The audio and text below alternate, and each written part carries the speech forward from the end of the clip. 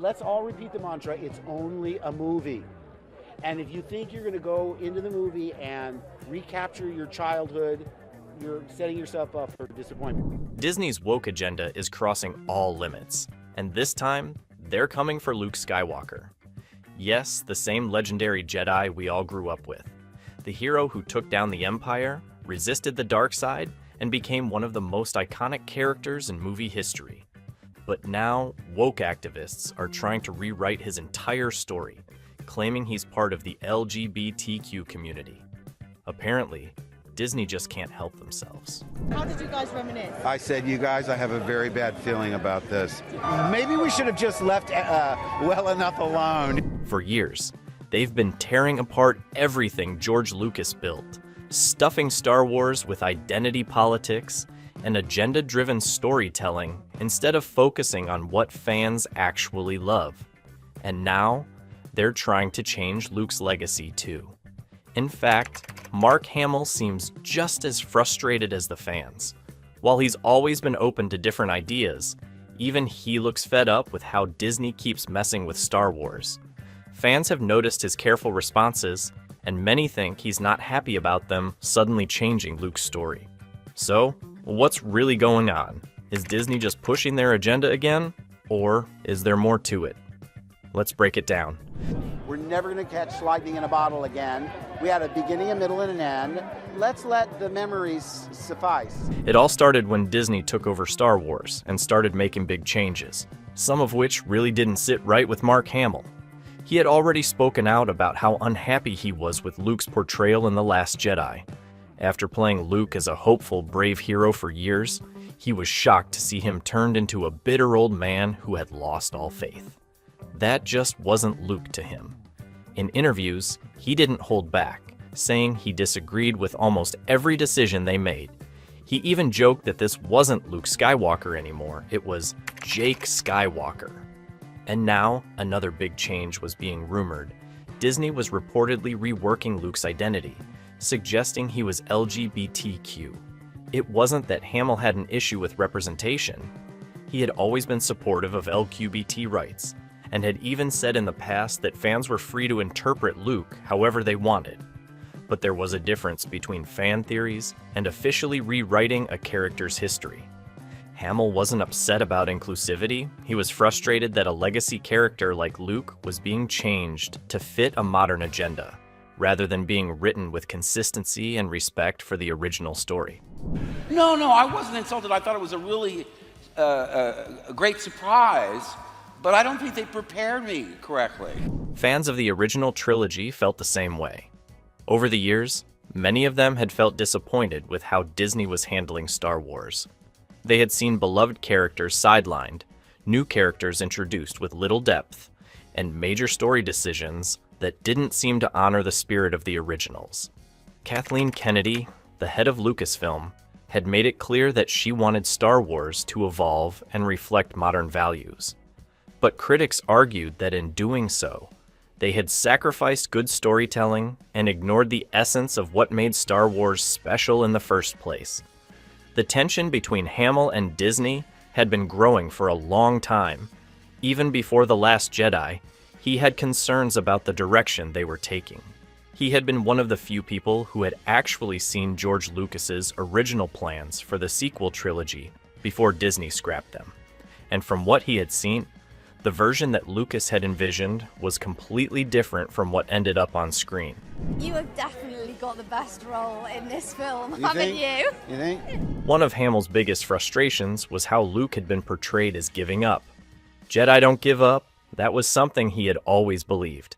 If Luke had faced hardships, sure, he might have needed time to regroup. But disappearing completely? Refusing to help? That wasn't the Luke Skywalker that fans had grown up with. And now, with this latest rumor about Luke's identity being altered, it felt like yet another change that didn't fit with what had come before.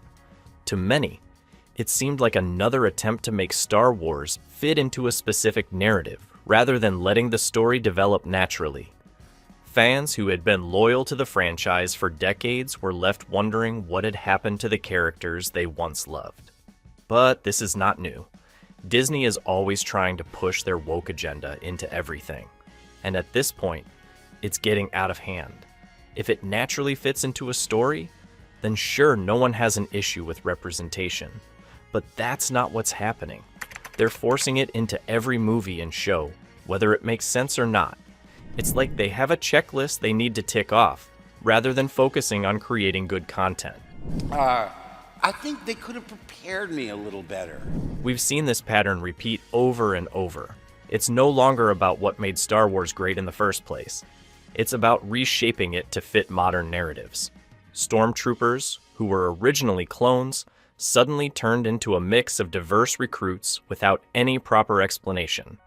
Iconic characters like Luke, Leia, and Han Solo were either sidelined, stripped of their original depth, or labeled with unnecessary identity tags that had nothing to do with their characters. And now, Disney is pushing the idea that Luke Skywalker is part of the LGBTQ community. See, I said, even if you don't plan to tell the audience, I have to know for myself. I made up a whole backstory. But here's the real issue. Disney's obsession with these narratives hasn't improved Star Wars. In fact, it's done the opposite. The movies haven't performed well. The shows are getting poor ratings, and even the theme park attractions are struggling.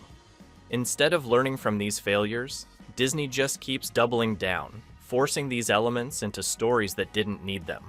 They don't seem to care if they ruin what fans loved. Their main focus is sending a message, whether people want to hear it or not. Even Mark Hamill himself hinted at his frustrations with Disney's direction. Back in 2016, during an interview with Kathleen Kennedy, he made a joke about his role in The Force Awakens, where he was barely in the film and didn't even have a single line of dialogue. He was clearly disappointed with how his character was treated. Fans agreed that Luke should have played a much bigger role in the sequel trilogy. But instead, he was reduced to a bitter old hermit who barely resembled the hero that audiences had loved for decades. When Hamill pointed this out, Kennedy's reaction made it clear she wasn't happy with his honesty. Don't tell the audience, it's not about me anymore. It's really not my story. It's the story of Rey and Finn and Poe and all of them, which is the way it should be. In another interview, Hamill shared how confused he was about his role when he first got the script. He had assumed he would be playing someone entirely different because the Luke Skywalker he knew didn't fit the version that Disney had written. He even questioned why key characters like Lando Calrissian weren't included in the sequels. But instead of addressing these legitimate concerns, Disney continued to push its own agenda, rewriting the essence of Star Wars. The backlash has been growing, and fans are becoming more vocal. People who have supported Star Wars for decades are now walking away, feeling like the franchise they loved no longer exists. And yet, Disney refuses to acknowledge their mistakes. Instead, they attack fans, calling them hateful for simply wanting the series to stay true to its roots. At this rate, Star Wars is losing the very audience that kept it alive for so many years. If Disney continues down this path, they may find themselves with a franchise that no one cares about anymore.